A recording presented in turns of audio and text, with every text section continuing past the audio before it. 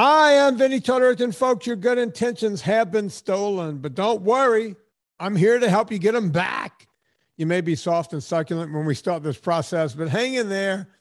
Before long, you will be lean and mean. That's a guarantee. Just like the woman on the other mic, she's coming back for a second Friday in a row. I'm talking about the beautiful Miss Anna Vocino. I like that every time you say back, you get a little more of that. It's like vocal fry mixed with 70s DJ. Back. It's got a little Dr. Johnny Fever in there. And we are back. I call it vocal fry with a bit of Sally Struthers. That is a timely reference. And we thank you for your service. Folks, go back and find Sally Struthers. Google Sally Struthers. She's one that I do know. Yeah. Not Sally Kellerman that you yelled at 2 weeks ago. You yelled at me about that. No, Sally Struthers, if you want to figure it out, she was on probably one of the best sitcoms in the history of sitcoms, All in the Family. That's where she got to start. That's when she was a young hot thing. She was the 20-something-year-old daughter of, she was this very liberal. She was girl. Archie Bunker's. Yeah, married to a very liberal tree hugger, anti-war daughter. Yeah. And Archie Bunker was this raving, right-winger of what right-wing was back then. It's a great show. I want to revisit that show. And then Sally Struthers had a whole career crying on television and commercials. Yeah. For the SPCA. And then she came back on a well-known show called Gilmore Girls. I don't think people realize. Oh, I never saw Gilmore Girls. I didn't know she came on that show too. Yeah, she was a regular on a show called Gilmore Girls. I know way more about Sally Kellerman and Sally Struthers. You know all the Sallys. Anyone, if your name is Sally, I got you covered. Folks, today we are doing part 2 of the 101 that Anna and I started for all of the new peoples. Every page, every line on the to-do list is filled with stuff we have to talk about.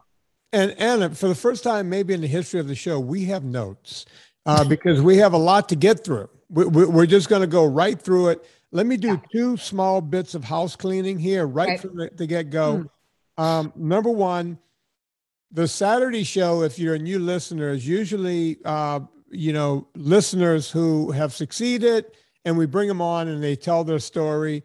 And it's a very inspirational show. We try to get them done in about 25 minutes. Somehow that 25 minutes sometimes turn into 30, 35, 40 minutes.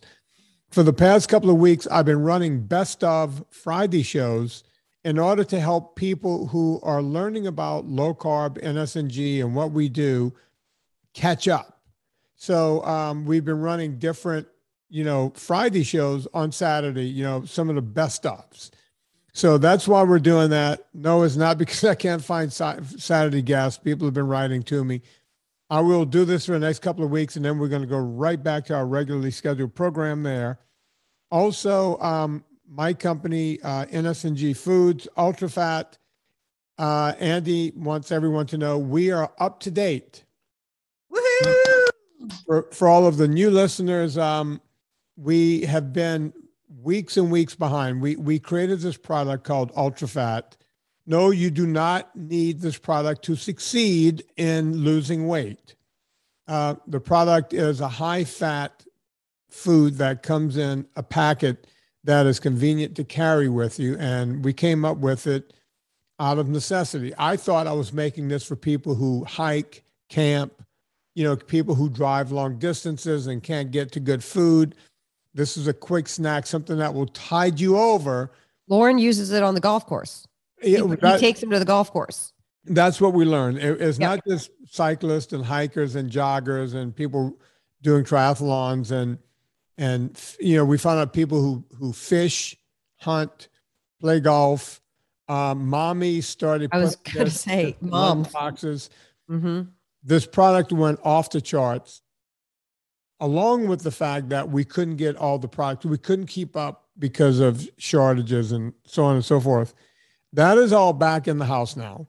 And between right now and April 30th, 2022, so if you're listening to this 5 years down the road, this discount code will not work. Nice try. But if you Well, that's why we don't do discount codes on any of my products, because we hear about it down the road. So between right now and the end of this month, April 30th, 2022, if you go to nsngfoods.com and you get the Ultrafat, at checkout, put in promo code ULTRA30, Ultra, and then the number 30, and you will get 30% off your entire order. This goes That's a huge discount. Oh, it's a thank you for everyone who had. I was gonna say you're not. That's no, we can't make money. that's a margin crusher right there. Yeah. We have no margin. That's a good discount. This is a thank you for everyone who stuck with us and people who maybe have left us and want to come back. This is here's a handshake. We want to do what we can. I'm gonna order it. I'm gonna use it because I need extra because I'm on the continuity plan. Right. Where I get 10 of each flavor once a month, and we run out halfway through the month. And I've not upped my continuity. I need to up the amount. We love it. You guys, I'm not kidding. I'm the one who's high on Vinnie's supply. We love those things. Vinnie could not get Vinnie supply. I told Andy, do not send me anything because we need to give this to every customer we can because mostly me. I mostly need it. And here's the thing, Anna. If you are an existing customer and you want to do a new, one-time purchase, let's say you have a subscription, you can do a brand new thing one time to get the 30% discount. If this is a new subscription for someone, you will get on your first order of the subscription, you will get 30%, and then it will revert back to the regular price when your subscription renews. Which I think is 10% off the full price. If you subscribe, you get like a 10% discount each time, which is a really good deal. So it doesn't become, I don't think it becomes 40% because we would literally. No, you can't stack them. You can't stack. Everyone, listen, people are online savvy. They know you can't stack those kind of discounts. Right. So there you have it. If you're new to this and you want to try some of the Ultrafat, basically it's organic coconut oil. It's organic, how you say, butter. Almond nut butter. We put in a very small amount of vanilla to give it this nice kind of nuanced flavor. And we don't try to go salt. We don't try to go sweet with this like most people do. We don't put erythritol.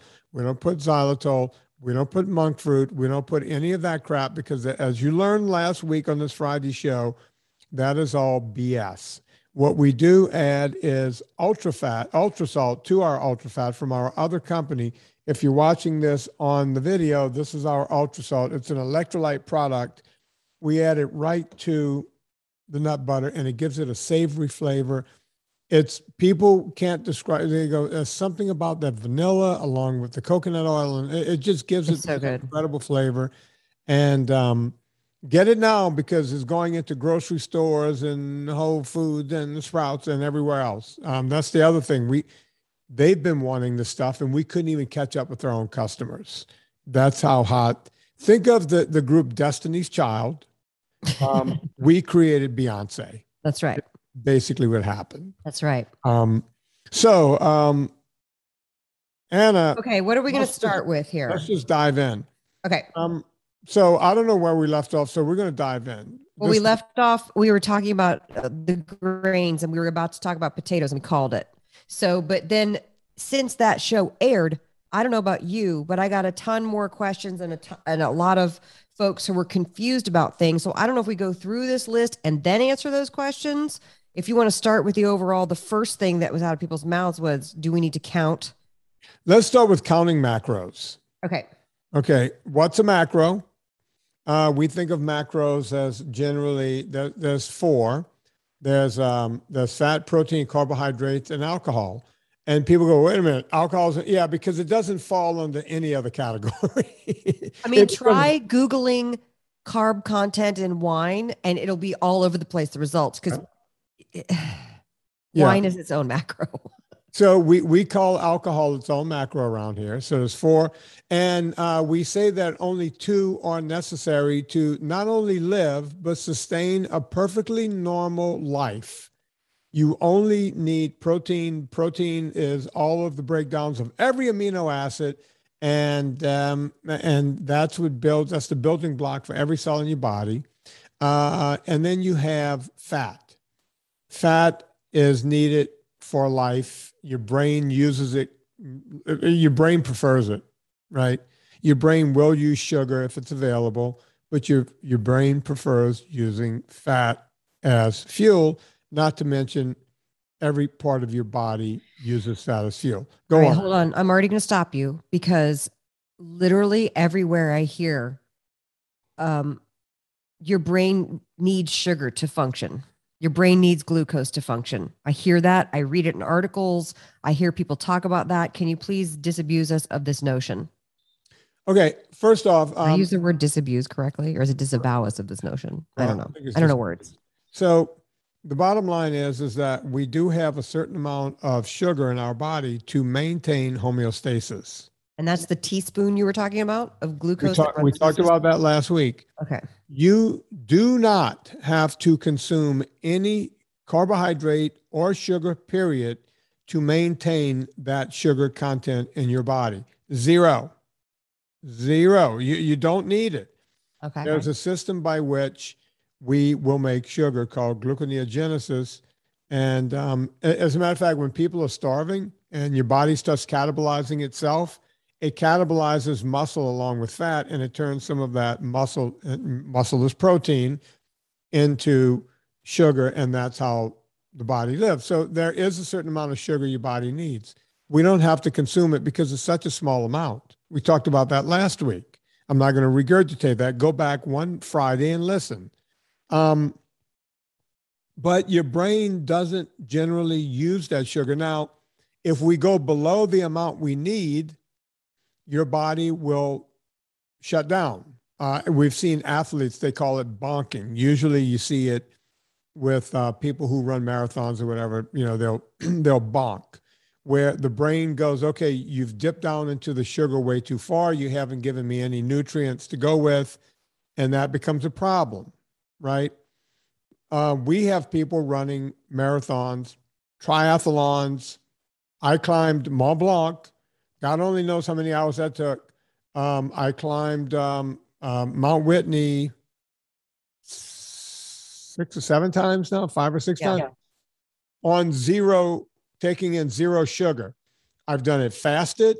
I've done it just eating fat on the mountain in the form of coconut oil, where I just carried a little sachet of coconut oil and just, as a matter of fact, I didn't take any until like on the way down. And I'm not quite sure why I did that, because I was able to go fasted the whole time. By the way, if you're wondering how long that trip takes, folks, it's the highest mountain in the contiguous United States.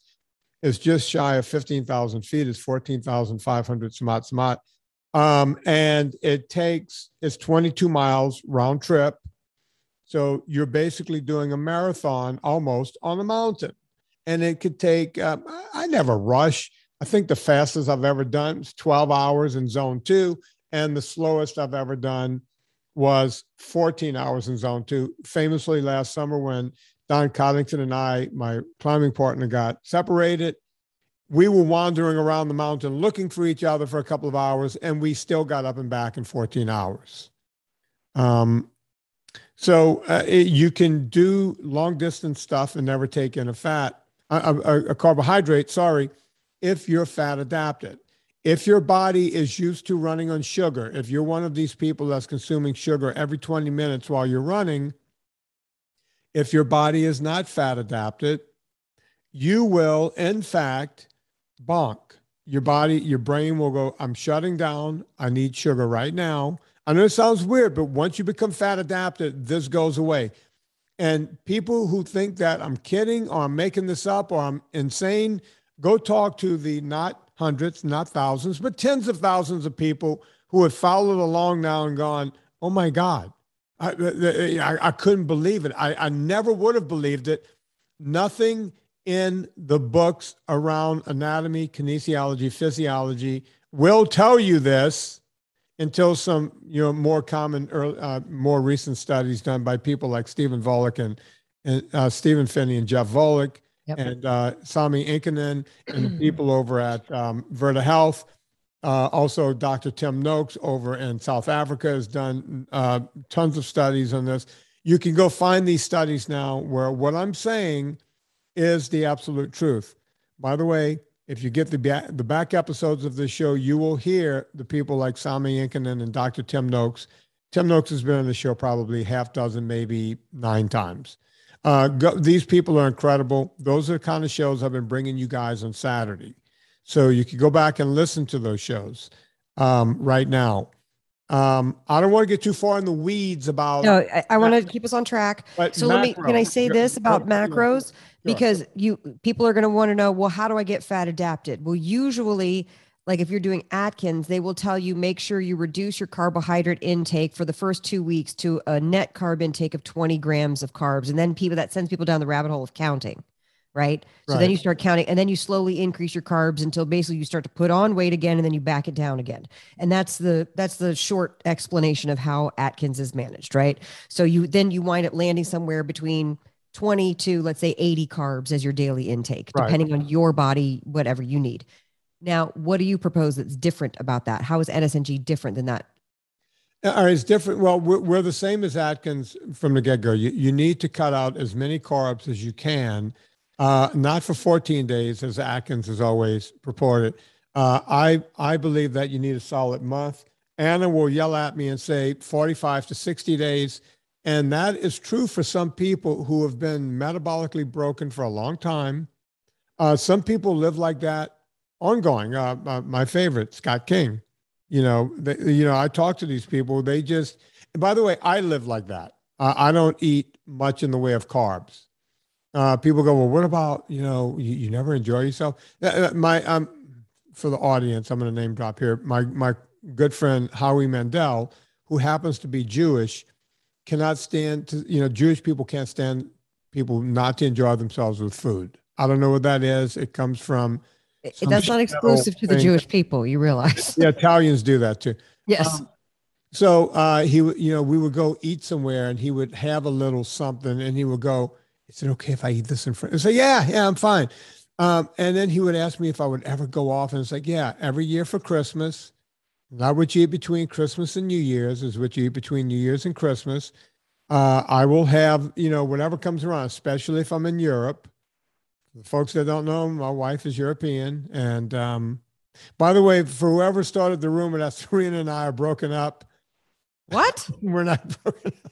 I don't. My mom. Someone came up to my mom in Baton Rouge and said, if we're stepping over the line, let us know. And my mom's like, okay. She's like, did Vinnie and Serena break up? And she went, oh, no. It's like, my mom called me and goes, someone thinks that you and Serena. It's like, no, I can't. I said, Mom, she's like dog crap. I can't shake her off my shoe. She's not going anywhere. No, we are just as happy as ever. And we're 2 peas in a pod. So there you have it. Goodness. So anyway, so you don't count, you just reduce it. But I want to say this, Vinnie, because of the statements you made just there about being, and I thought we were really clear at the beginning of the Friday show, but that last week's Friday show, but maybe we weren't. NSNG is cutting out sugars and grains and cutting out processed foods that are made from sugars and grains. So I had a lot of people write me really confused. Well, then why do you have vegetable recipes in your cookbook?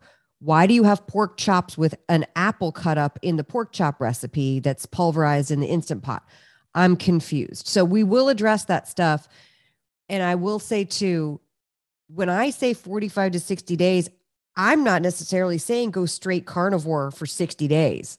In fact, I think that will make people run away. I would rather you make bacon broccoli than go to Taco Bell. So that I have a wide variety of recipes and eat happy too, because there's a wide variety of people at all different stages eating this stuff. And, I have not yet written my only carnivore pamphlet yet. I have not written the only this pamphlet and that pamphlet. So you kind of have to be an adult and pick out what's working for you at the stage that you're in. And adult is what we're talking. It's exactly what we're talking about here. And here's why. This is not a diet, folks. This is a lifestyle. And we've had people who have never gone into dietary ketosis lose weight on this diet just by cutting out all sugars, all grains. and that includes any kind of seed oils or any kind of packaged food. They just started eating whole food, vegetables and meat, and they've lost as much weight as they've wanted to. We have people like the Scott Kings of the world. Scott King was a 600-pound man who's now running marathons and triathlons and what have you. Right. And we've had people like that who had their stomachs cut out, lost some weight, put it back on, metabolically broken. These people have to be, more serious about what they're doing. They keep their carbs at 20 grams a day. Not everyone has to do that. I need to be so clear about this. It's not, and it might take time to decide what is right for you. You're not going to figure it all out in 30 days. It's a journey. It's not a destination. It's a journey. And I get it. I feel bad for you. You've gone through a lifetime of drink a pink drink or have two sensible, have two shakes and a sensible meal at night, or count it. You don't have to eat anything all day long. And when you have a brownie, it's X number of points, and that's your points for the day. I get it. You've been lied to. That was my strategy. Every single diet company out there. This is not a diet. This is how we are meant to eat.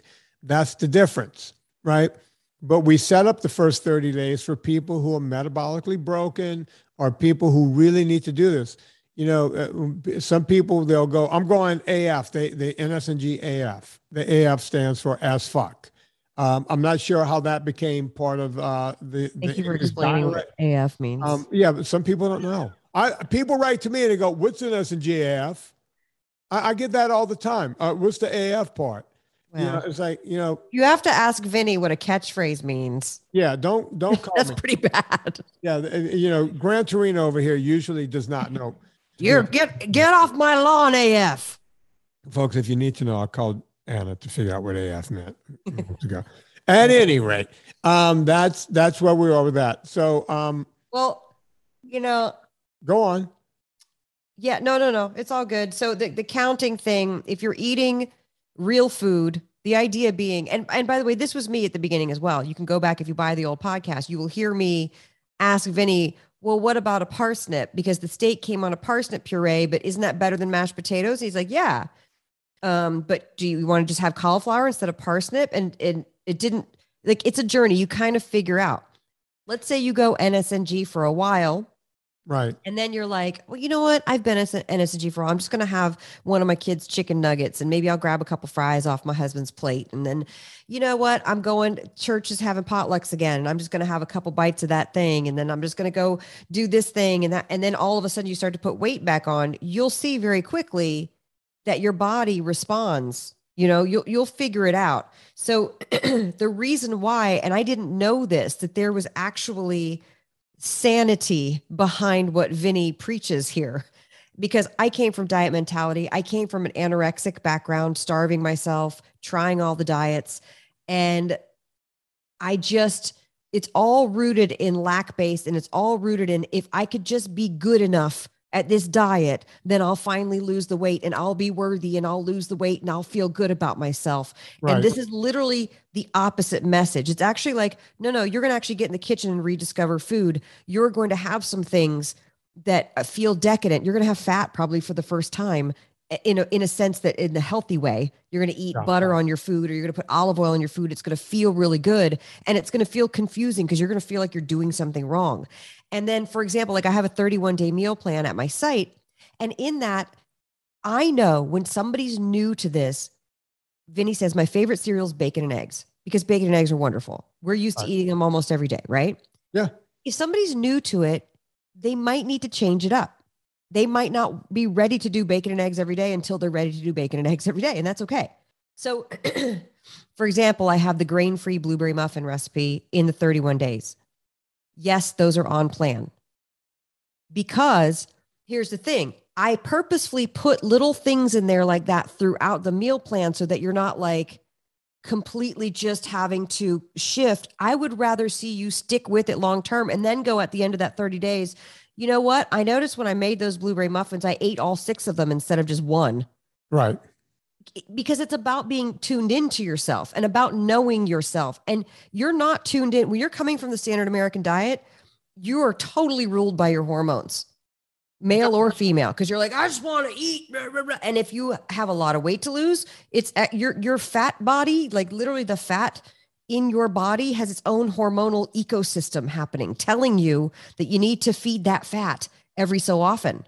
Yeah. And Vinnie's NSNG is changing that. And it takes a little while. So I just want to throw that in there. Yeah. Nothing happens overnight around here. You know, this is a big paradigm shift. We used to say early on in this podcast, you're coming over to the dark side. People go, ooh, this is a lot of calories, a lot of fat. I'm eating a lot of fat. Are you sure? You know, because when we first started doing this, the term keto did not exist. The term, think about that. Yeah. When we go to this podcast, the term ketogenic was around, but they hadn't shortened it to keto and turned everything into organic keto stuff. They called it dietary ketosis. Yeah, we spelled out the whole word, and we still got yelled at. Wait, what are these people doing over there? Putting people into ketoacidosis, which is nowhere near dietary ketosis. All right, Anna, let's go on to the next. All right, potatoes. So counting, you don't count. I don't count. You reduce by just sticking to certain types of food. You Meat, just want to fats. Eat high fat as much as you can with protein. And if you're going to have a vegetable, it's leafy green or cruciferous. Yeah, and cruciferous, I'm going to give you the top 3: broccoli, cauliflower, Brussels sprouts. Move on. Move on. All right. And if you want to have nuts, walnuts, pecans, macadamia nuts at the beginning. Move on. All right. We were talking about, we were getting to white potatoes and sweet potatoes, and then we were going to talk about the cassava, tapioca, konjac, which I still don't know what konjac is. I'm not even going to bother to learn what it is. I don't care. Okay. Let's start with potatoes. You may notice when you start doing this, there's what's called a glycemic index. You can find this by Googling it. They're all within a couple of numbers of each other. It doesn't matter which glycemic index poll you use. You'll notice that on any glycemic index poll, sugar is 100 and the absence of sugar whatsoever is 0. Okay. So if a food has a glycemic index of 20, that means it falls somewhere between 0 and 100. It's 20 on the scale. It's pretty low, right? So when you look at potatoes, white potatoes are usually between 95 and 105. It's more sugar than sugar, right? So white potatoes, any kind of white potatoes are very, very high. The glycemic index of those are very high. There is no reason to eat a white potato whatsoever. Right. Hence the cauliflower tots, the cauliflower pizza crust, the cauliflower, this, that, and the other thing. Right. That's cauliflower what everybody goes to cauliflower. Yeah. And we'll get into cauliflower in a minute. But then you have sweet potatoes / yams. They all fall somewhere between usually 60 and 65, sometimes as high as 70 on the glycemic scale. Well, you look at that and you go, well, hell, if I'm going to have a potato, this is a much better option. And yes, it is. But it's still pretty high in carbs. And I wouldn't suggest you eat those anywhere near the beginning of doing NSNG. Now, later on, if you want to have some sweet potatoes, here's what we suggest you do. If you want to have it on occasion, and this is only on occasion, this is not once a week. This is, hey, it's coming around at Thanksgiving time or my birthday or some occasion, right? By the way, I have 2 sweet potato recipes over the books. Right. And I can't tell you the number of angry emails that I get because I dared to include a sweet potato recipe. Right. Look, folks, we're not about some kind of crazy diet where we're trying to kill. I want people to enjoy life, enjoy food, and lose the weight and don't lose a limb in the process and don't die before it's time to die. I think that's fair. Don't die before it's time to die. If you take sweet potatoes and you roast them in the oven, a food that was 60 or 65% when raw, it can go up as high as 90 or 100% because... By the way, it's 54 raw and it's 82 when it's roasted. So that's enough for me to not roast it in the oven. Right. So thank you for looking it up, Anna. I knew it went up a significant amount. Yeah. Because it's caramelizing, basically. Yeah, you're caramelizing. Fine with onions, maybe not so much with a sweet potato. Yeah. Yes. So when you take the same sweet potato and you boil it for like how long does it take to boil them? Whether 10, 15 minutes. If you've cubed it, you can just boil it that way, or you can microwave it, same principle. It will generally stay somewhere near the same glycemic index as it was when it was completely uncooked. It might raise just a few points. But if you then take that and mash it along with a lot of like real butter and, you put some salt and stuff in there, and you only have a small amount of it along with a perfectly normal meal, including fish or meat or whatever else you're having, or if you want to make some kind of special, you're making a white fish and you want to have a little puree of the sweet potatoes underneath, if you're doing gourmet style eating, that's what you do. That does not throw you out, right? And when you do that on occasions, that kind of thing is fine. So that's a way to have sweet potatoes. Do not write to me on Twitter and go, "What was the recipe?" I didn't give a recipe. I just told you how to make them. Get my books. They'll tell you the recipe. Go get Eat Happy. By the way, okay, so that's great. And thank you for being a voice of reason. And that being said, another reason why it's not just 2 weeks of induction. It's, you say 30 days and I say sometimes longer because it takes a little while to get the habits under your belt. And also what comes up mentally and emotionally will be illuminating, to say the least. Generally if you got to 350, 400, 450 pounds, there's stuff that you're going to unearth within yourself, within your emotions, sometimes it's past trauma. Sometimes it's like something's going on. So you have to have a little bit of grace and patience with yourself. So the voice of reason thing is great. And I think that like, we're all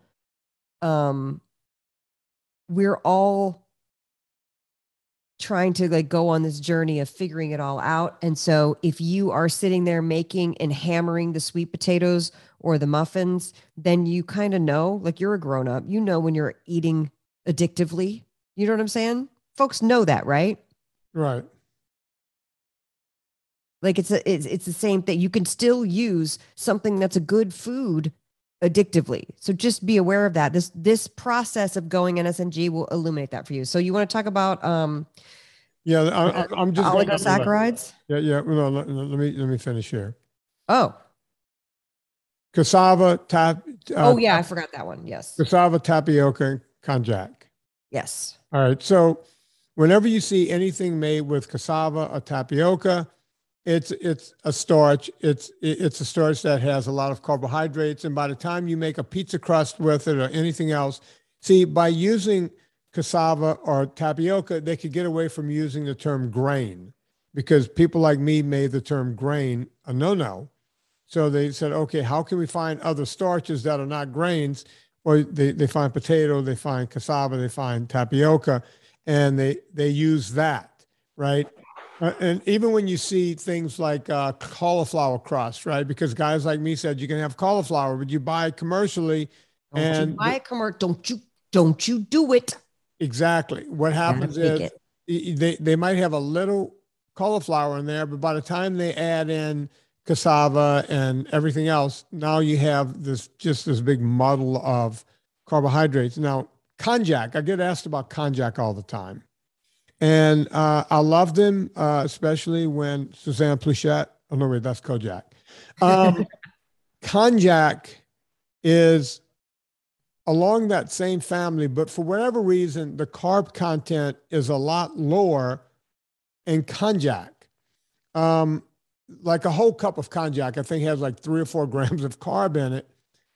But when they start doing, you got to be careful because it'll say Konjac pasta or Konjac, and it will be mixed with other things and it will bring the carb content up, especially when you're having enough to eat as a carb meal. I'm not a big fan of Konjac, but hey, if you want to have that, I don't know, I'd rather see you do other things, but you're on a slippery slope when you start down the Konjac rabbit hole. So be careful with that. And I've never eaten it, but my understanding is it doesn't taste very good. So you have leeks, onions, garlic, that's all fine. Just, a leek puree isn't your problem. Veggies. We mentioned this earlier. There's starchy veggies, and there are veggies that are not so bad. So let me start with cauliflower. So I mentioned there are a bunch of cruciferous veggies, but there are like 4 of them that are widely available on the market. There's, cauliflower, broccoli, Brussels sprouts, and for whatever reason, I don't understand this one, but kale. Anna actually has a pretty good kale recipe that I've enjoyed. I have used kale in a few things, but I prefer to go just to spinach or chard for that application of it. And then because I just personally prefer Brussels sprouts, cauliflower, broccoli, and I have a couple bok choy things that are fun because that's one thing is that Asian restaurants become loaded with grains and sugars, like hidden stuff. So I like recreating the sugar-free versions of certain Asian classics or something with it, those flavor profiles. So bok choy is fun for that. Yeah. Yep.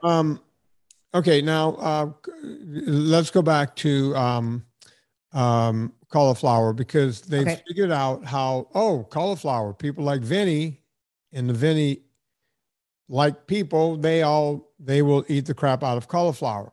Right. Okay. Cauliflower in any kind of normal amount is fine.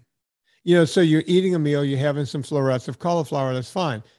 If you want to make a cauliflower rice along with a meat meal and put some kind of sauce on it or whatever, that's fine. Here's where they sell the bags now of they've pre-cut the cauliflower because it used to be in my first book, you had to buy a head of cauliflower and go on the box grater and cauliflower sprays everywhere and it's really hard to clean up. Now they sell it in a bag. Yeah, but check the bag though. The frozen bags, they put crap in them.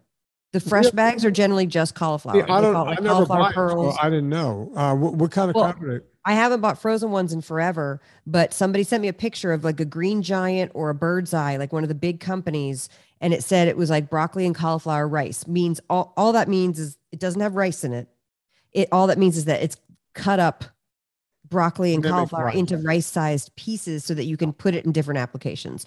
And then you turn it over to the back and it's got preservatives or a weird seed oil butter, quote unquote butter. I'm using air quotes. It's not butter. It's like a whirl type of product. And they've bastardized it, of course, because they want it to, because when you freeze a cruciferous, if you don't freeze it correctly, when it thaws, it turns into mush. Right. So they put chemicals in there so that it doesn't turn into mush.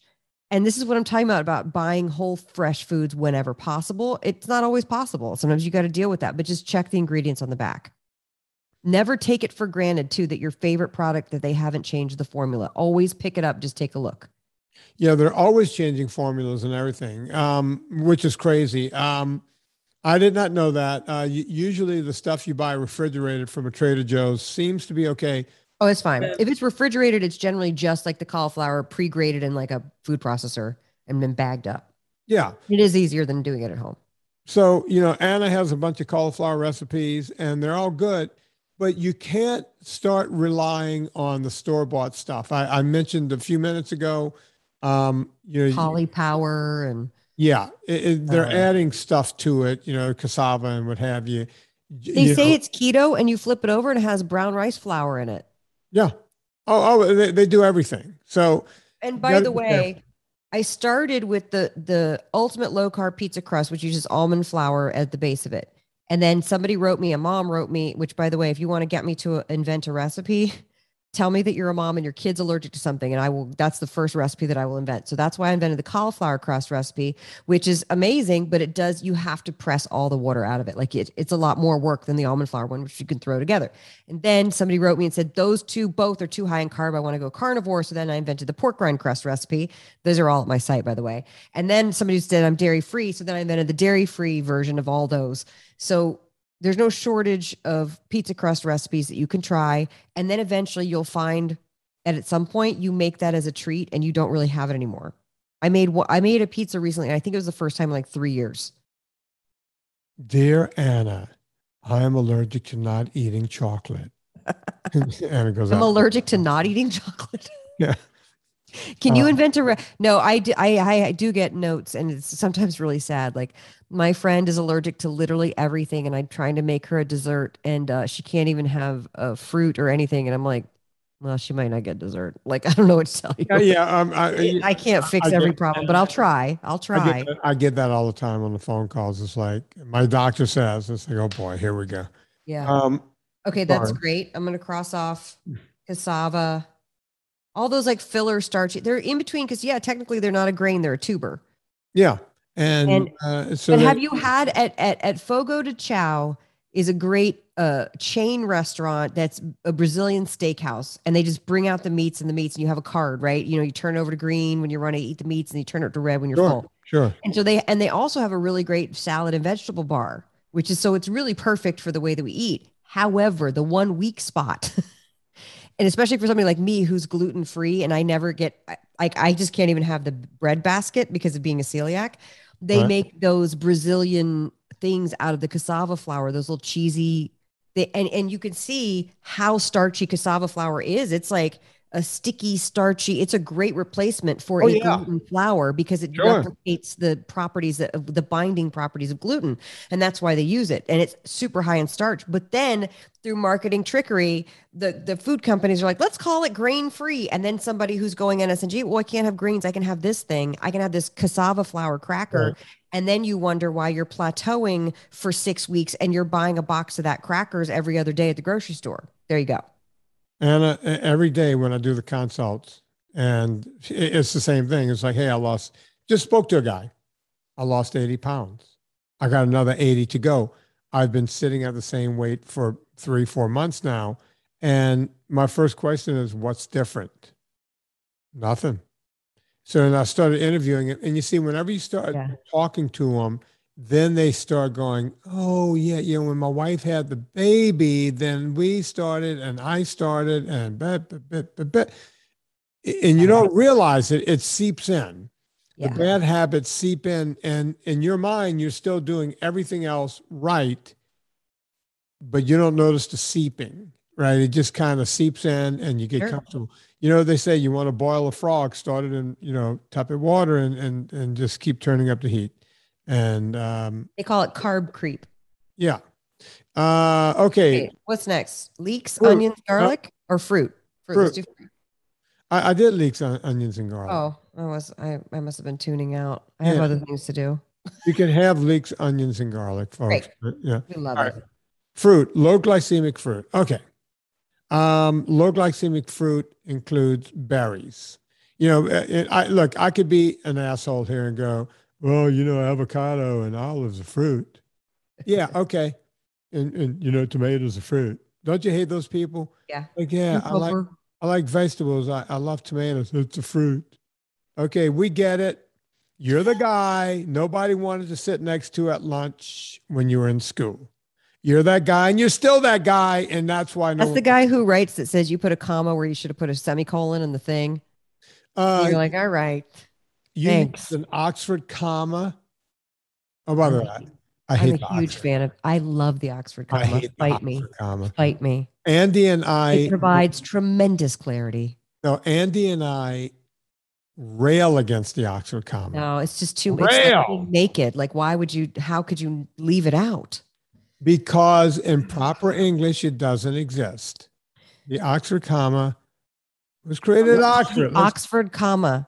Hello. Who invented proper English if it not for the kind fellows at Oxford University? I'm not into the Oxford comma. Okay. So there That's fine. Have. And neither is Andy Schreiber. We both rail against. No, wait. Listen, I got to say, by you saying Andy doesn't like it, that does lend you some cred. Wait, hang on. I think Andy actually likes it. I can't remember. That's more on brand for Andy. Yeah. Folks, I know I sound like an idiot when I speak, but I have a mother who also sounds like an idiot when she speaks. But she's a very learned woman. Yeah, she's my mom's got like, I don't know, 3 or 4 college degrees of different sorts, masters and everything else. And she's a big English lit person. But I digress. Oh, look, I'm using. So I'm going to say something about fruit too. Go on. Because I do have a couple recipes that like the pork chops with apples that you throw it in. By the way, pork is one of those meats that goes well with sweet things like plums and apples, right? Pork is what's for dinner. So what I figured out is that if you want to have some of those little flavor profiles in there, you're not going to overdo it. And by the way, pork is also, how many restaurants have you been to now that has pork belly, but it's covered in a maple glaze? Oh, every one of them, because Every one of that's them. what every That's gastropub in LA decided to do. exactly. And it's spread across the country like a scourge. And it's just ridiculous. So yes, you will see like in the second book, pork chops, Instant Pot pork chops, apple. And by the way, you put an apple in it, so it pulverizes it. So it gives you the essence of it, and you put some cinnamon in there, but there's no sugar, and you're having pork chops. So there's added fat. You put olive oil in there. So there are things, there's a method behind my madness. And also too, if there's squeezes of citrus juice, it's generally as an agent to, with same idea as putting vinegar in the roast. The idea being you break down the sinew and the muscle fibers so that it becomes soft and tender to eat the meat. Yeah. You're not like doing shots of lime juice on an empty stomach. Does that make sense? No, and it does taste delicious that way. Because I've gotten rage emails from people about lime juice, and I'm like, I don't know. I'm not telling you to drink margaritas. Exactly. Like, I'm not asking you to pound lime juice. Hey, a margarita sounds just perfect right now. Yeah, no, it does actually. And I have a margarita recipe in the second book that has no sugar in it. So there you go. Low glycemic fruit. You're basically talking berries here. Raspberries, blackberries, strawberries, berries, and cherries also, even though, cherries, oh my God, they taste very sweet. Yeah, they fall into low glycemic fruit. This does not mean, folks, that you can sit around and eat berries all day long. This is something you can use as a treat. You can whip up your own whipping cream. I always add a little vanilla to it, just like I do with my Ultrafat products. Add a little vanilla to when you're whipping up the cream. It gives it a certain, how does the French say, je ne sais quoi? And what it does is you put that over some berries. You have a nice little treat from time to time. That's how you enjoy berries.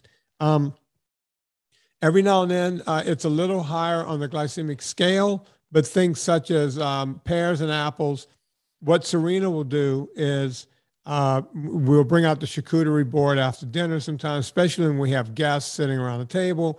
We'll bring out just a big, giant, generous cheese board, and we have a bunch of sharp knives on it where we cut slivers of apple. You mix a piece of apple with a piece of cheese, and you go back and forth.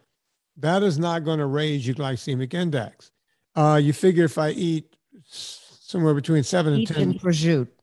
Yeah, something like that. That is not a problem. You can't go, oh my God.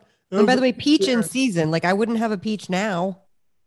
That's the other thing I was going to bring up. Apples in the fall, pears when pears are good, peach when peach is good. These are not things you eat every day. You're not just eating 20 of them. You're not just hammering them while you're walking down the street. This is something, you put a sliver with this, with cheese and the whole thing. It tastes good. It's a way of eating. You're getting a little taste of sweet in your mouth. I'm not against the taste of something sweet if it's healthy. Right. And by the way, this is actually the way that food was intended to be eaten. I don't know where we got it, this habit of like pounding bananas for snacks or a giant thing of grapes for snacks, where how fruit became the preferred snack, like the preferred healthy idea of a healthy snack. And I guess because I'll tell you how. It's not Doritos. Let me explain how. Commercials did it. It used to be back when I was a kid. I'm almost 60 for anyone who can't figure out from my voice. Back when I was a kid, we had seasons. There was Vidalia onion season when you could get the really good Vidalias. I'd take a bite out of the ground. Oh yeah, you can eat it like an apple. We would, that's when we would have the big grilled hamburgers with the big quarter-inch of Vidalia white onion on it with tomato and the whole thing, and you would do a big hamburger that way. There was peach season, the Mackinac peach. Yeah. You get those peaches. There was watermelon season. There was strawberry season. There was strawberry seasons now here. Yeah, now around the world, because we started refrigerating and shipping from Chile and everywhere else, there is no season. So since you can get fruit of all sorts of all kinds in any grocery store year round, people are just, they start advertising to you, eat this fruit, it's healthy for you because eat your fruit and vegetables, right? I mean, it's right there. They lump them together, yeah. Fruit is nature's candy, folks. And people will go, oh yeah, Vin, I can't understand why I'm gaining weight. I have a protein shake every day. Okay, what's in your protein shake? Okay, I put a banana. I put a papaya, and I like to put a pear in there, and I'll put some orange And I juice put in both there. frozen blueberries for the frozen part of it. Right, and I'll put orange juice, so I'll it pour a can, little bit of orange juice, so it maybe can some coconut liquefy. water, Yeah, and then I add protein powder. which we're going to talk Okay, about. okay, and it's like, okay, you have nothing but a big old swirl of sugar. That's it.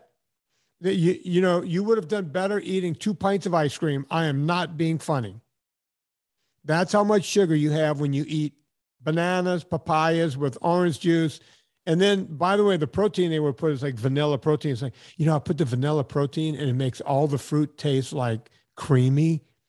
Okay, But vanilla it's okay protein, because it's that's monk more fruit and sugar. erythritol. It's crazy. But Folks, people that don't is know. not, They think they're doing the right thing right, right, because right. they've That's been not, told that the ice cream is the bad. The ice cream is the evil one. yeah, and they're having a protein shake because they, after they put all of this crap in a blender, they topped it off with a crappy protein. Therefore, it's healthy for you. Which, by the way, have you had? Do you remember how you used to feel when you had a handful of grapes for your snack? You felt hungry 15 minutes later. Yeah, because it was sugar. It's It's just straight sugar. straight sugar. And so for me personally, kind of wrapping my brain around this whole fruit thing, I was like, well, wait a minute. I never loved bananas and grapes and the tropical fruits anyway. I mean, don't get me wrong, mango can be an amazing thing, but I make a mango thing maybe once a year when mango, and because again, another thing that's not in season most of the time and should not be eaten because it's not good and you're going to spend $3 on a mango that's terrible and throw it out. So I feel like to me, it was a big relief to go, okay, well, I'm just going to focus on these things. And when they're in season, I'll enjoy them. And then we say goodbye for the year. And then we come back to it at another time. And you really don't, I find the concept of, let's say peach season. I love peaches. I think that's my favorite fruit. Yeah. So peach season happens and it's maybe 3 to 4 weeks at the most that you can get the decent peaches. And then we have the peach lady here at the farmer's market, right? Right. She does the peach and the plums. The plums and the pluots and all that stuff grow really well right here where I live. And but it's a month. And I feel like if you get your fill, it's not even that much. Do you know what I'm saying? Because you go, I've allowed myself to have that. I enjoy it. And then you move on from it. Right. You think that you're going to like go crazy and like snort it like cocaine. You're not. Because we're so used to eating in that addictive way of like, oh, I pounded those French fries and I hammered those tacos and like you're learning a new way of eating. Yeah. And Does that make sense what I'm saying? Like you have it, you might have it a few times and then you're like, that was great. And now I'm done. You move on. Yeah. It's done. As I always say, it's not what you eat between Christmas and New Year's is what you eat between New Year's and Christmas that matters. It's not what you do once or twice is what you do consistently that's going to cause a problem. I want to move on just a little bit here. What do we talk about nightshades, about the eggplant, the red bell peppers? Go on. I don't know if some people claim that they have allergies to nightshades, but it's autoimmune issues, but you would really have to have a diagnosed autoimmune disease. I know some people do. I'm not taking away from you guys. I'm not talking to you guys, but I will say there have been a number of people who said, I thought I couldn't tolerate nightshades, but once I went NSNG and cleaned my system out, I was fine. And you could also insert any number of foods that people were irritated by. Gina, listen, that's Anna. I'm Anna. What did I call you? Gina. Listen, Gina. Anna. Serena, listen. Nancy. Yeah. Nancy, Serena. Barry. So the nightshades. Listen, folks, I get it. If you can't have nightshades, if you have trouble with peppers, guess what? Don't eat peppers. That's right. And exactly. And yes, you're right. People have said, hey, I went to an allergist, and the first thing every allergist tells everyone is you got to stop eating eggs, which is the most untrue thing. Most people, whenever they start eating clean, they go, I haven't had eggs in 3 years. I tried eggs. And I was fine. I didn't have any allergy to it. Absolutely. I had some wackadoo doctor tell me I had to go off of eggs that was causing all my problems. It wasn't the eggs after all. You can cycle on and off of eggs if it's a problem, by the way. Yeah. So, folks, only you can try it and see if it works. We're not doctors here. these are only suggestions that may or may not work for you. Overall fruit versus fat You content. talked about the nuts. Do you want to get, by the way, I never look at carb counts on anything, but I thought this was interesting because I was picking out some walnuts because I like to put a couple walnuts on the thing on the charcuterie board you're talking about. Yeah. And I just get the raw walnuts, and I was looking because walnuts and cashews were next to each other. I don't ever think much about cashews. I think they taste delicious, but I rarely eat them. And I remember you saying that cashews were the most carby, like cashews. Well, cashews and pistachio. Yeah. Yeah. Again, I have like one recipe that has a crushed pistachio crust over some salmon, and it's amazing. Yeah. But I don't sit and eat pistachios like a snack because for me, I find that I can really overeat nuts, but I won't overeat a walnut. I'll have a couple of those and I'm fine, but I could slam a whole bag of cashews if the option were given to me. But it said the carb count. Usually I don't pay attention to carb count because I don't care, but I thought this was interesting. The carb count in the cashews was 10 grams and the carb count in the walnuts was 4 grams. I didn't realize the disparity was that. Oh, no, it's really high. I tell people once you get past almonds, you're going downhill fast. Right. So, yeah. Nuts, you want to say anything here that you haven't already said? No, high fat nuts are fine. Just stick with that. You'll be fine. Let's move on. What's next? Cuts of meat. Okay. Look, meat is meat. Some cuts are better than others. Some are more marbled up than others. On and on and on. Look at somebody has a tray of food for me. And I see that. Go grab your food, Anna. Serena never makes me food like this. Look at this. Just the arm with the chicken parm arm. It's the chicken parm arm. He actually made this chicken parm. I'm proud of him. Look at him. And now he's bringing you toilet paper. I'm good. Thank you. I have tissues.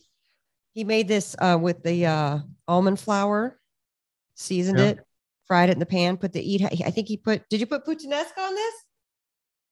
Well, taste it. You should be able to figure it out. He made it for himself for dinner, and now he's giving me some leftovers. Yeah, guess who has none of that in front of him? Me. All right, so I wasn't going to eat cheese today, but so Anna, what else? Cuts of meat. Cuts of mute myself while you talk about cuts of meat while I eat a cut of meat on camera. Look, some meat is more marbled up. Shut up. Than other meats. And those are the ones you want to tend to stick with. Ribeyes are good. New York strips, good. The sirloin and top sirloin. Here's something most people don't know about the sirloin. You think top sirloin, because it's got top in his name, it's like top of the day to you, sir. Loin. That's actually the lesser of the two sirloins. Regular sirloin is better. It's a better cut of meat. You might notice a bit more expensive in the store than regular sirloin. Flank steak, hanger steaks, all of that, all great. One of my favorite cuts is the filet. Now, if you get a porterhouse, you're basically getting a filet on one side of that bone, and on the other side, you're getting, a ribeye. That's the way it works. And so sometimes Serena and I will make like one that's so big that we share it. It's like 2 pounds of meat, 2-point-something pounds of meat. So you can have a little bit of your filet with a piece of meat that's got more marble in it. As you know, the filet is, just meat. It's not a whole lot of fat in that. So the different cuts of meat do matter. I say go across the whole smorgasbord of meat. Now, let me get into this. When it comes to meat is expensive. You can save money by knowing when your butcher is putting stuff on sale. Which grocery stores. We buy meat from probably 4 to 6 different sources, and we know when each place is putting stuff on sale, and it is not 5 and 10% off. They're clearing the stuff out sometimes. It's anywhere from 25 to 40% off. You will get meat. So that's one way of saving money. Another way is if you have a deep freezer, you can buy a quarter or half a cow at a time and have it butchered exactly the way you want it butchered. You can usually find a neighbor to go in with you on a whole cow, and that's even cheaper. Ground beef. I eat a lot of ground beef around here because it's easy to deal with, and you can get a lot of ground beef for little or nothing per meal. You know, when you look at the cost per meal, I usually ask them to wrap it up in 12 to 16 ounce packets. If I'm really hungry, I'll open up a 16-ounce packet, which is a pound of ground beef. If not, I'll get 3/4 of a pound in the 12-ounce packet and do it that way. It's a great way to save some money there. Buy it in bulk. Buy it in bulk. Here's the other thing. I never buy the 95/5 or the 90/10. I need at least 85/50. Or 80. Mm-hmm.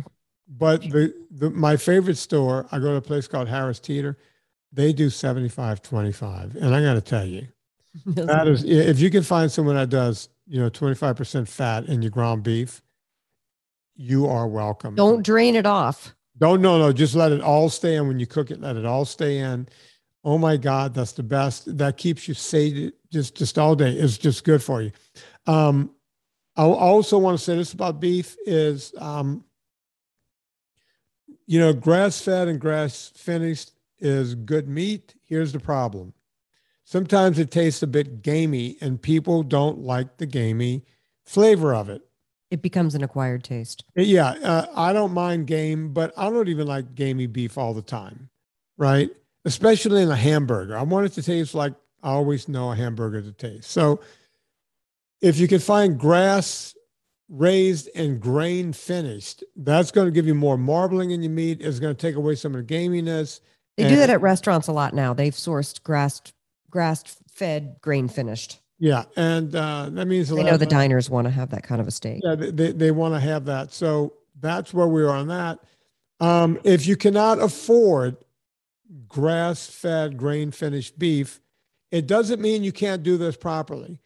Listen, not everybody makes a ton of money. I know I don't. I just went through ways you can find meat for cheaper. If you need to buy cheaper cuts of meat, do it. My mom and dad had 4 boys to feed, and we were all in school at the same time. And I mean, some of the meat we ate tasted like shoe leather, but or stuff as shoe leather. But she did it. But she figured out a way. She had one of those big things. She would pound it out and the whole thing. She would somehow figure out how to make that meat. Let me give some good news to people. Go on. There's so much you can do with ground beef, which is usually the most cost effective.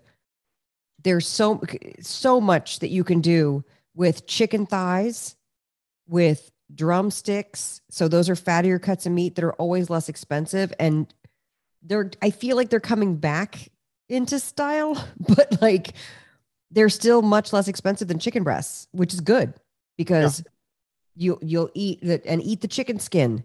Eat those things to fill you up. Are you going to talk about fish, fattier? You want to focus on fattier fishes, but at the same time.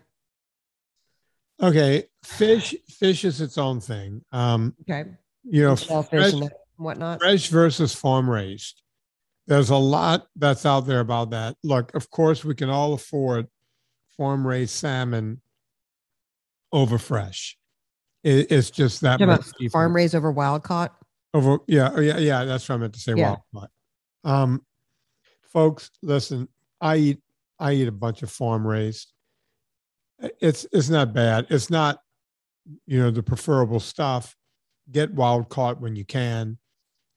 Smaller fish are bigger than bigger fish, meaning less chance of getting any kind of mercury poison from a smaller fish. So you want to do that whenever you can. I grew up on catfish. I'm a Cajun. I grew up on a bayou in Louisiana. I will eat catfish whenever I can. And I grew up on the Chesapeake Bay, so I eat crabs. Yeah, that's the other thing. Shellfish, crabs, shrimp, any kind of crustacean. Yeah. Some people are allergic to it. We just did a big old thing over at purevitamin.club.com. You can go check it out. Here, I'll tell you. I'm going to read this to you because I just did a video of this, Anna, and I think it's important. We're going to keep this show alive for a long time. Let me just find the text that I read here. And by the way, fish, I always feel like too, is something good that you can get in a restaurant, and you can generally talk to them about your order. Like, hey, don't put any dusting of flour or anything on there, and make it with your beurre blanc or whatever. It's easy to get if you're afraid of cooking fish at home, because a lot of people don't like to cook it because it stinks at the house. Fish is a good one to order when you're going, save it for when you're at a restaurant. Unless it's Vinnie's house that always smells like fish. This is from the It Harvard. smells like a fish fry there. This is from the Harvard Medical School and Brigham Women's Hospital in Boston. Okay. They looked at the effects of supplementation with vitamin D and omega-3. Omega-3, you get a lot of omega-3 from fish. Mm-hmm. Okay, DHA, EPA. You get this from fish. So they supplemented people with vitamin D and omega-3 fatty acids on risk of developing autoimmune disorder. Mm. The study was over 5 years, nationwide, randomized, double-blind, placebo-controlled with over 25,000 participants. Wow. Okay, so this is a large study. Folks, this is not an epidemiological study. You know, I always rail against those. Listen to what I said. This was randomized, and it was nationwide. They didn't just pick people from a blue zone or this or that. They went, right. They went to different communities around. They went to the people on the sea and then the people who are land bound. Yeah. Yeah, they just went everywhere. So this really matters.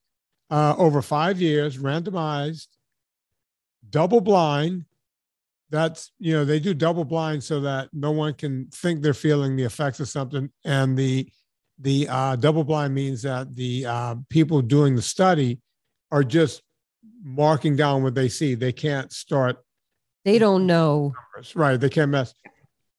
So double blind, placebo controlled, meaning some of the people were getting fake, other people were getting the real stuff. Nobody knew who was getting what, except the people running the test, of course. Over 25,000 participants. So this is a large study. It showed statistically significant reduction in the risk of developing autoimmune disorders. Link. We have a full video. You can go to pvc.com, purevitaminclub.com. We did a little thing there. I don't think it's up yet, Anna. It might not be up until tomorrow, the next day when this comes out, but it will be coming out. You can go to purevitaminclub.com. That's my vitamin company. You don't have to buy anything. You just go there and read this and see the. I want to read that. I'm very curious because anything to prevent autoimmune, trust me, and it's not fun. Look, I'm a big believer in supplementing with vitamins, but even if you don't supplement, getting your fish oil, getting that stuff in your body makes a big difference. Yes. And here's a study that's showing that supplementing with that stuff. And basically the idea is that because we might as well transition into seed oils. So we hear a lot about the omega-6 and 3 ratio. And I think the issue is that people don't understand is that we have, as a nation, eaten so much omega-6 and not nearly enough omega-3s, which is the fish oil, that the ratio is out of balance. And it's not just that there's certain seed oils that are toxic and we're not meant to eat those, because there are some omega-6s that are actually okay to eat. But the ratio is from what the ratio's off and it's making us sick. It's the ratios. The 3s are way off from the 6s. And because we eat so many seed oils, we get a lot of the 6s and that the quote unquote bad one, but it's just the ratio is not that it's bad. I think because then it becomes folks are like, well, I don't want to sprinkle, pumpkin seeds on the salad because it's too much omega-6. And I'm like, no, that's not the issue. The issue is the canola oil, the toxic seed oils, which are the canola, the canola, cottonseed, corn, sunflower, safflower. Those are is sunflower oil one of the bad ones? Yeah, and it is. And also soybean oil. And soybean oil. Thank you. So, but canola oil and grapeseed oil. In fact, the first printing of Eat Happy, I had my mayo recipe used grapeseed oil. So if you have that, it's first printing, one of the first 5,000 copies ever sold. That's a collector's item because we changed it from the 6 printings after that to now say olive oil or avocado oil because I didn't know. I thought grapeseed. We change things as we learn and go along, but that's a whole other story. We want to talk about Villa Cappelli, by the way, real quick. Villa Cappelli, the best olive oil on the planet. I'm going to go buy up those old copies and I'm going to get rich. You're going to get rich. Good luck. Yeah, Villa Cappelli, folks. Now, when you want to talk about oil, look, olive oil is not a seed oil.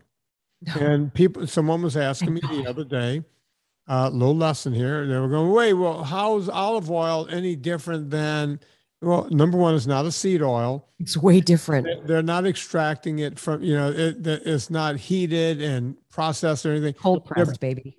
They're just pressing this oil out of the meat of the olive. That's what you're getting. This is not some highly processed crap. So olive oil is very healthy for you, as is avocado oil, but you got to make sure that any of that oil is not being cut.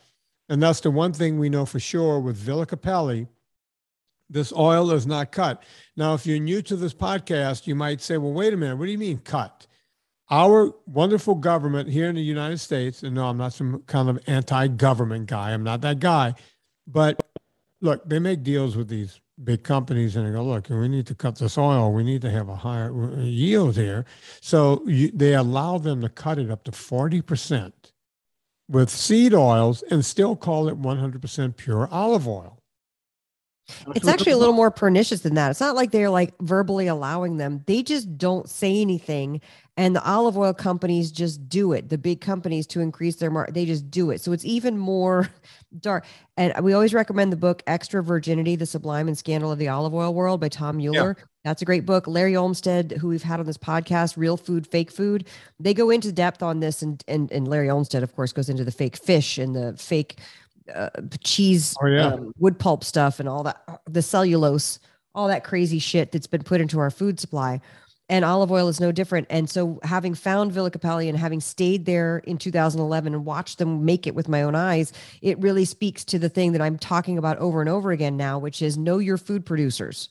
If you can know your food producers, that's great. If you can know your rancher to get the meat, if you can know your nut butter guy to get your nut butter snacks, if you know your tomato sauce lady to get that, Villa Cappelli makes an amazing oil. And generally when people try it for the first time, they're blown away by how strong the flavor is. It has the Puglia pinch, they call it. It's like a little peppery finish in the back. And that's the little analgesic quality that's in olive oil that's anti-inflammatory, why it's so good for you.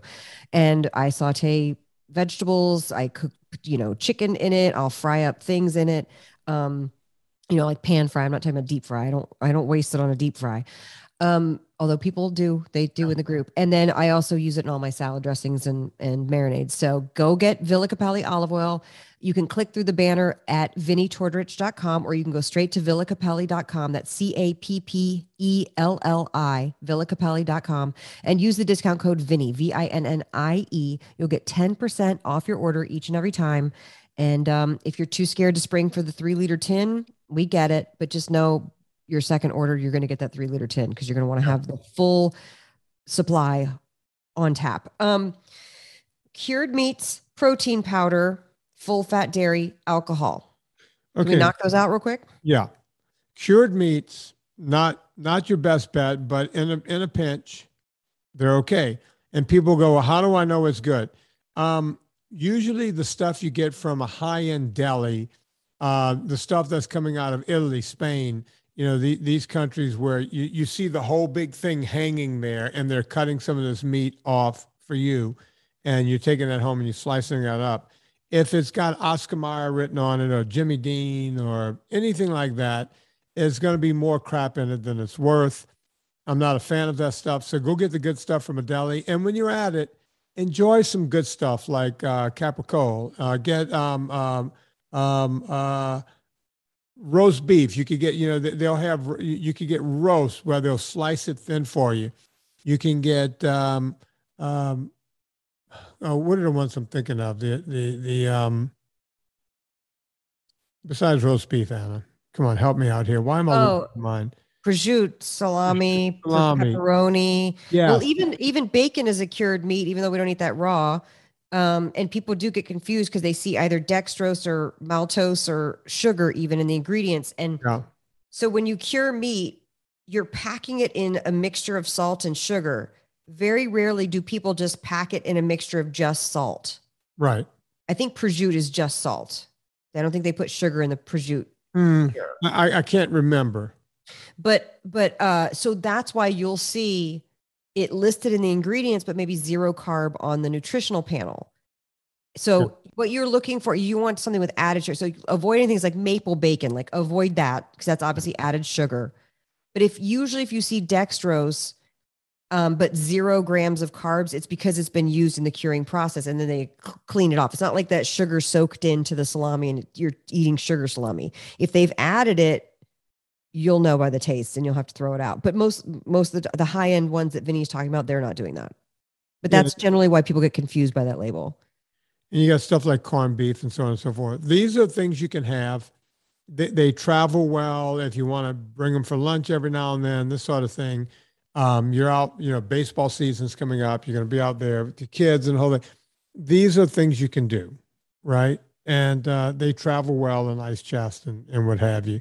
So you could do those kind of meats for that, but make sure it's the high-end stuff. What else is on that? Cuts of meat? Fats to cook with. We've already kind of touched on that. You're going to cook with olive oil, butter, ghee, coconut oil, lard, tallow, suet. What else? Mostly I cook with butter and olive oil and coconut oil. Those are the 3 I mainly cook with. Yeah. I'll use some beef tallow dairy here. So Full fat save your bacon grease and make your eggs in it. Yeah, there's a lot you could do.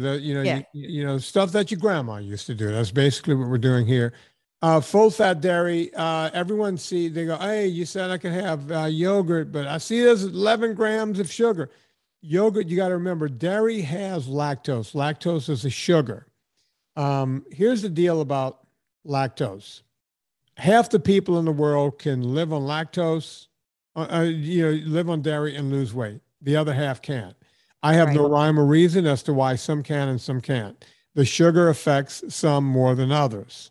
The dairy that most people can have is heavy whipping cream. If you want to add a little dab of that to your coffee, I suggest you don't do that in your coffee all day long. You do it once or twice in a day. You drink the rest black. You're fine. You can butter is basically 100% oil based. It's fat. There's hardly any, if any, lactose in that. Butter is fine for most people.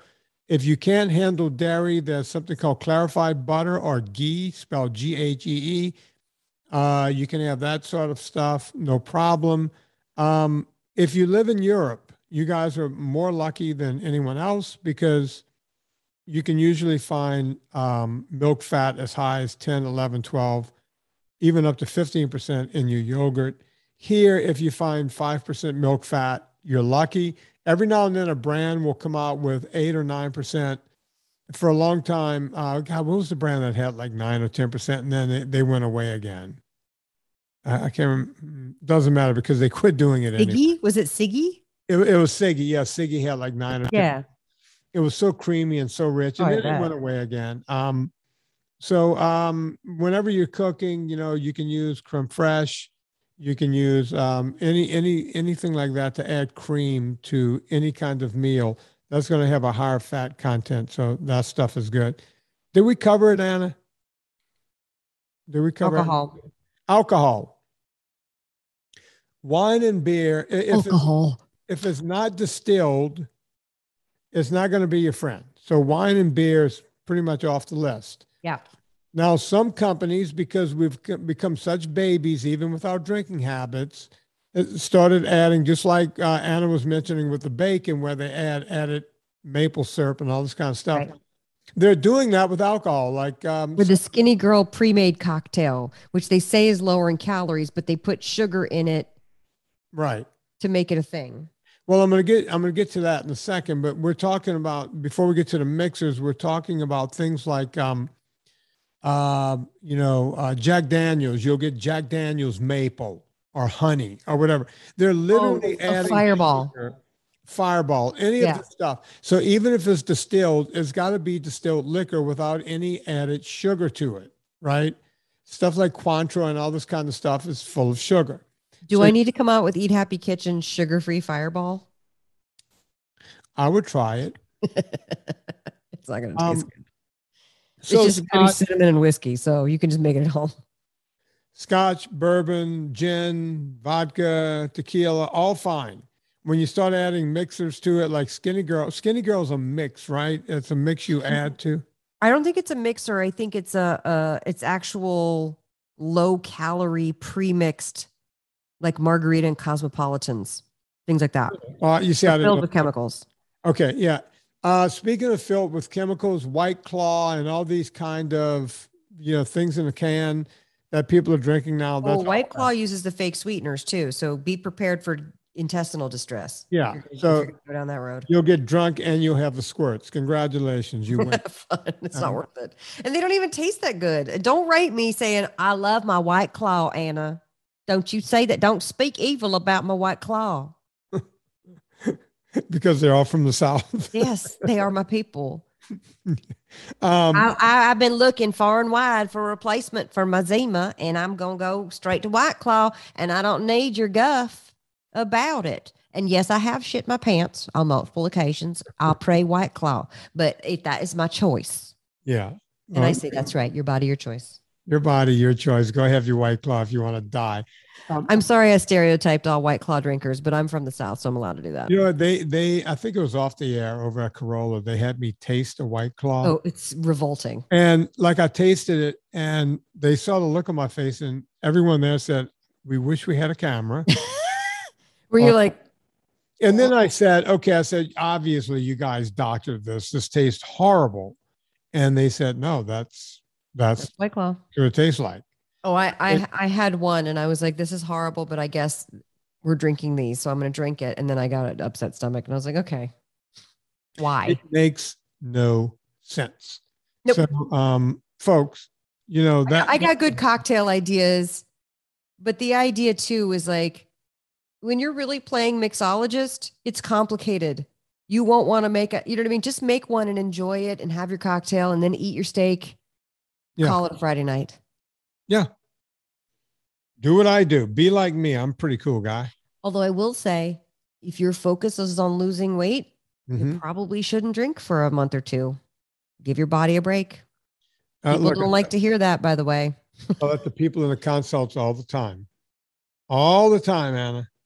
But, people are going to do what they're going to do. They're going to do what they're going to do, and that's fine. We're not judging. I'm just saying, like, if you have alcohol, your body's first line of business is to metabolize that alcohol and get it worked out of your system because you've just poisoned yourself. Yeah. That being said, I love to poison myself. Gina, it's fine. I'm calling you Gina again. What's wrong with you? Wait, do I have Gina vibes today? No, I'm going to take it as a compliment. No, here's the thing. She's sick and she keeps texting me. We're not sure if we're going to be able to podcast. Oh, okay. So I've it's hard. You juggling all your work wives at once. Yeah. How are you going to do it? She's got the food. You need a White Claw. Son, if you would just take up White Claw drink and then you would be able to juggle. You need another phone for all your work wives. Keep them on the DL. On Monday's show, Anna, my husband had a boyfriend on the DL and I didn't mind as long, you know what I mean? What you don't see won't hurt you. Yeah, it doesn't count, right? No. Anna, on Monday, I want you to do that voice the entire time. No. That's just every woman that I grew up with. No, it was funny when I was 3.5 months pregnant and my girlfriends decided to throw me a bachelorette party because of course I got married because I was knocked up. And we go to this place in Atlanta that's still there. It's called Swingin' Richards. Yeah. It's a male strip club. And it was so funny because Swingin' Richards. It's a male. I just got that. Yeah, exactly. It's a male gay strip club but they have to make their money. So they have the occasional bachelorette party show up. Right. And so I went there the one night of my bachelorette and then there's all these, I don't know, luminaries in the Atlanta community. Really? Who were there. And I was like, oh, I didn't know he had a boyfriend. I know his wife though. Anyway, it was very amusing. I love it when stuff like that happens. Spilling tea. Beautiful, isn't it? It is. Folks, we hope you've enjoyed these 2 101s. We're going to let these run for a while and then I'm going to put them in their own little case. That's good. And people will be able to get them into perpetuity, but I'm going to wait a few weeks until we do that. Anna Vocino, if you haven't heard it during this show and last Friday's show, she's got 2 books out there, Eat Happy and Eat Happy 2. Yeah. And you need both. Yeah, you need both. You really do. So go get those books. Also, she has Eat Happy Kitchen. That's where she's got some some sauces and some rubs and everything else. The spice rubs are shipping today, Vinnie. You're going to get yours in the mail next week. I can't wait. I can't wait. This has been so long in the making. I cannot wait. I can't. I'm speechless. Yeah. Yeah, go to eathappykitchen.com and check some of that stuff out. And thank you, everybody who pre-ordered and put your dollars on the line. I really appreciate it. And I'm sure we're going to have a continuation of this conversation on Monday. We actually are, because somebody wrote me, like, it's almost like I told her, hey, why don't you think of every FAQ that people have and put it into one email? And she unknowingly did that and sent it to me. And I'm going to read it on the air to you, and we're going to answer questions. Oh, good. Yeah. Good. And Anna, you may want to hang on. You and I might have to do a Sunday school. Because okay. That's fine. I don't want Gina throwing up all over her mic. Yeah. So folks, you know what to do. Go check out everything Gina Graz. By the way, this is going to be for posterity. So they're going to hear you call me Gina 4 different times. 4 times, maybe 5. It's okay. I'm just his original producer. It's no big deal. Yeah, she's just old school, the OG. Yeah. So go check out everything Anna Vocino's doing. And for me, you know what to do. Before you go to Amazon, go to VinnieCharters.com, click through the banner. We also have the superfan page at VinnieCharters.com. It's kind of like PBS. I don't make money on the show. I don't charge for the show. But if you've gotten something out of it and you want the show to continue, we would appreciate it if you go there and contribute. So on behalf of Anna Vocino, got her name right. My name is Vinnie Tartarich. Put life into living and do it with enthusiasm.